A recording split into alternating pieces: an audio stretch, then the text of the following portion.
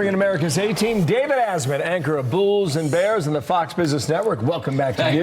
Judith Miller, Pulitzer Prize-winning author, journalist, and Fox News contributor, and Lisa Boo, senior fellow at Independent Women's Voice and Fox News contributor. Hello. Pretty good panel, huh? This is the best. Looking Happy great. Thursday. How do you see this? I see this as a really defining moment for social media. I really do. Twitter has become Orwellian as a thought police force that go against the grain of what America is and what America wants.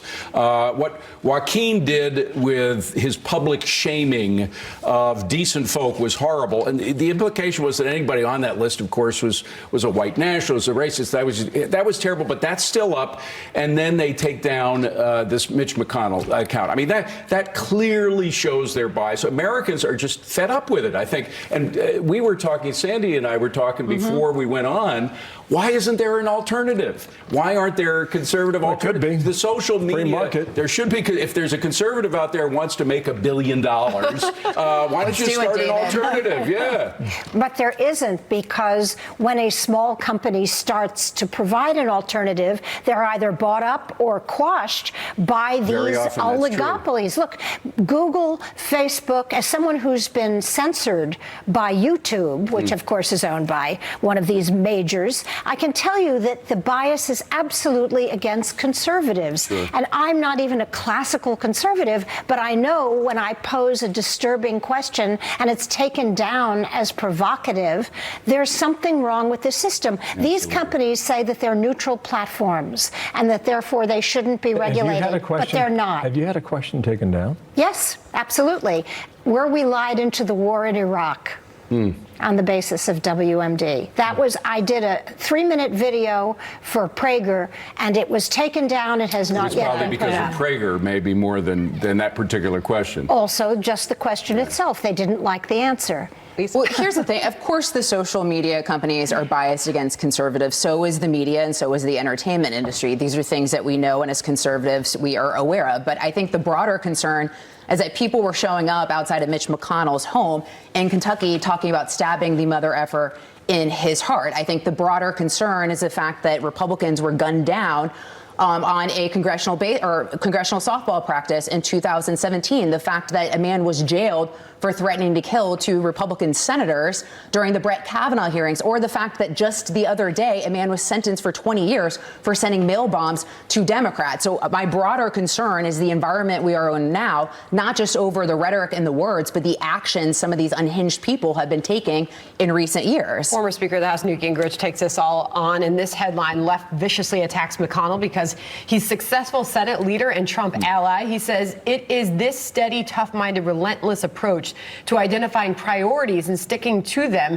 that has made McConnell so extraordinary. His tremendous success is largely what's fueling the recent vicious attacks on him. Those on the left are hoping to use McConnell as a boogeyman for everything they hate because he is so deftly outmaneuvered them in the Senate, David. I think he's right. And it is a kind of a badge of honor in a way to be one of these people that's focused on attack. But getting back to Joaquin and what he did, Joaquin Castro's list. I mean, Americans don't like lists. I mean, McCarthy had a list of communists, which we never got to see. Nixon had a list, and now it's the liberal, radical left-wing fringe that has their own list. It goes against, as I said in the beginning, against the grain of what Americans like and dislike. And I think they've gone far too far. You see Mark Hanrahan, the guy that we ran a clip from earlier, and he said, and I'm quoting him, there isn't a racist or white nationalist that in that crowd on that list.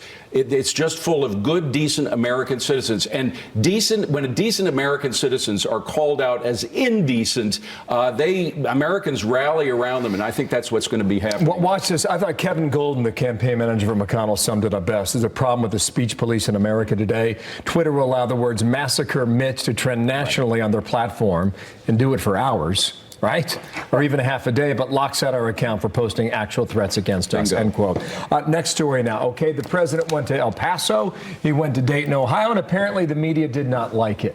Here's a sample.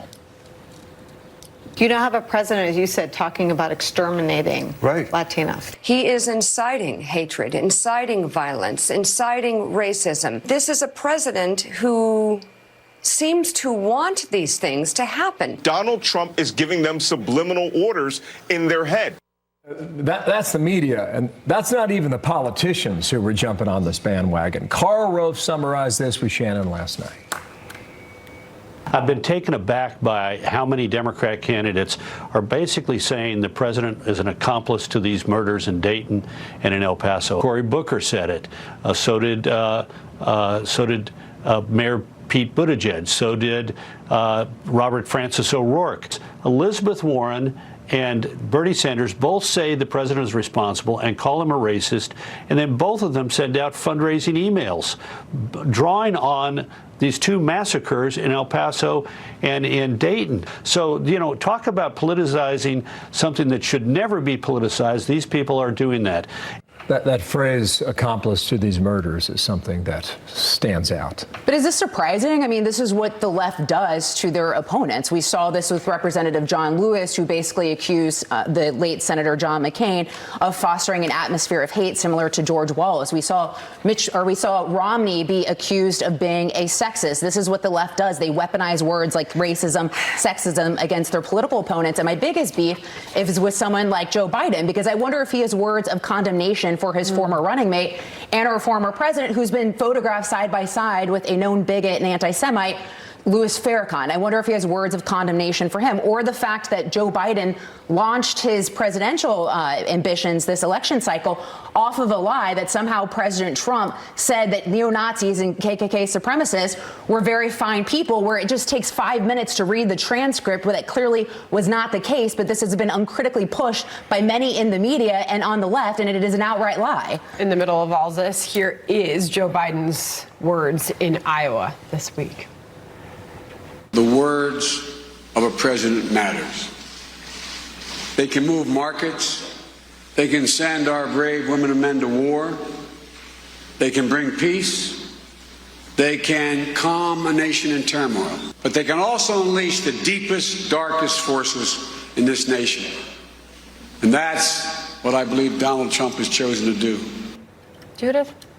Well, I happen to agree with Joe Biden, because I'm sorry, Lisa, I have to disagree. It's not only liberals and the left who use incendiary language. When a president talks about a Mexican invasion, when he categorizes Mexicans as criminals and rapists, when the shooter actually used the same word of invasion, Hispanic invasion, in his posting, that is fair game. Well, then is the it fair Democrats game? have every right to mention it, and ordinary people who favor gun control overwhelmingly in this country have a right to use it. Then by your same logic, would you lay the Dayton shooting at the feet of Elizabeth Warren and Bernie Sanders? Or Antifa or socialists? We are right now But follow your logic. That's the logical conclusion you would draw if you were laying the blame of the El Paso shooting at President Trump's feet. And all you have to look at, I hate to even bring this up because I don't think we should give any of these killers any, sort of attention.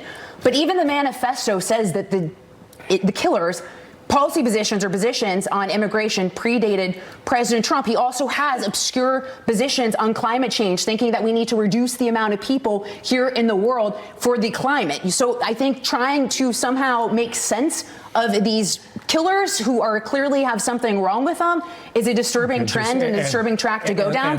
And then by the same logic, you would have to lay the Dayton shooting at the feet of Bernie Sanders and Elizabeth Warren, which is insane. I think Democrats in general have supported gun control. Republicans have not.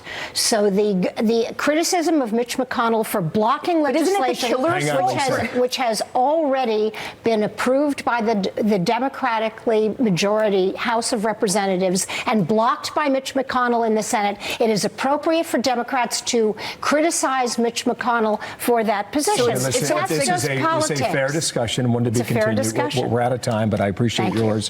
One final comment. I just say that gun control is a big word. There are a lot of things that fit into the rubric of gun control. The president is talking about some aspects of putting more controls on guns than we have had in the past. So, I mean, but I think what some on the far left want to do is actually take guns away and repeal the Second Amendment. I don't think Americans are for that. The killer was the one that pulled the trigger. Watch this movement in Ohio. David, thank you. Absolutely. Judith, thank you. Thank you. Lisa, Thank you. Thank you.